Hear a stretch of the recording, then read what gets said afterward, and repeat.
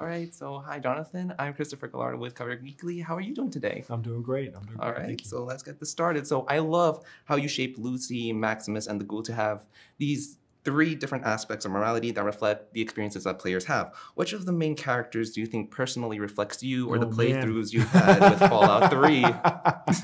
Oh, wow. I guess showing my cards, somewhere in between, it's probably somewhere in between Aaron's character and Walton's character. Oh. Maybe a little bit more Aaron. I think for me, one of the experiences and part of where Fallout started for me was as a playing the game, as a fan of the game.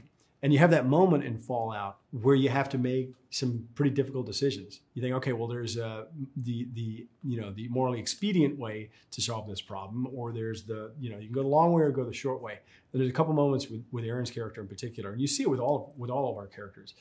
There's a couple moments with Aaron's character in particular where he's making those decisions, and our camera kind of gently pushes on him where he's going to decide if he's going to do the right thing or the expedient thing or the wish fulfillment thing or somewhere in between.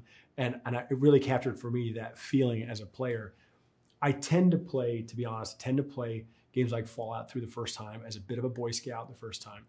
I feel like my parents are watching me when I make these decisions, and then I'll play it through again, trying to be a bad guy, but it doesn't quite work. So actually, if I'm being honest, I'm gonna change my answer. Probably somewhere in between Ella and Aaron. I'm sort of in the middle of that. So the faction politics of the games are incredibly integral to the experience that players get to have, like joining the Brotherhood or the New California Republic. Mm-hmm. So how do you think the element of politics plays into Lucy's story and that idea of the human condition?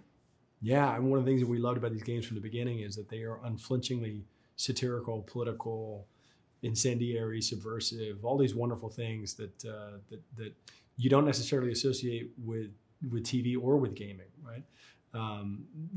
Graham has joked that the first game could have been written by Adbusters, right? I mean, there's definitely a point of view here, and it's a point of view that we loved, and so I think that from the beginning we knew that the show and Lucy's journey would have to raise these questions. We started the adaptation in 2019, and the next year went into pandemic lockdown worldwide, and the relevance of the show kind of only grew as we were working on it. Right, this idea of the essential and inessential America, the idea of two Americas or two groups of people, which is what you have in the game. You have the Vault Dwellers, you have the people who got to sit out the apocalypse with canned food and television, and the folks who were stuck in the middle of it, all the rest of us. And so I think for us, there was definitely a point in 2022, with Russia invading Ukraine, that it was kind of like, okay, enough relevance. Like please, the world doesn't need to be any more relevant to the games anymore.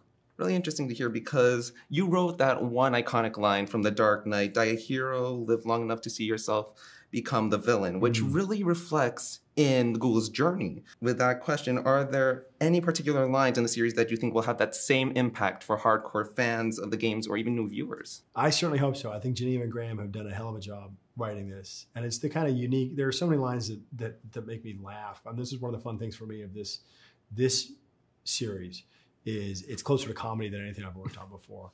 And so I don't want to spoil any of these things, but there are a number of different lines in there that I'm hoping that I'm quite confident the audience will find incredibly memorable.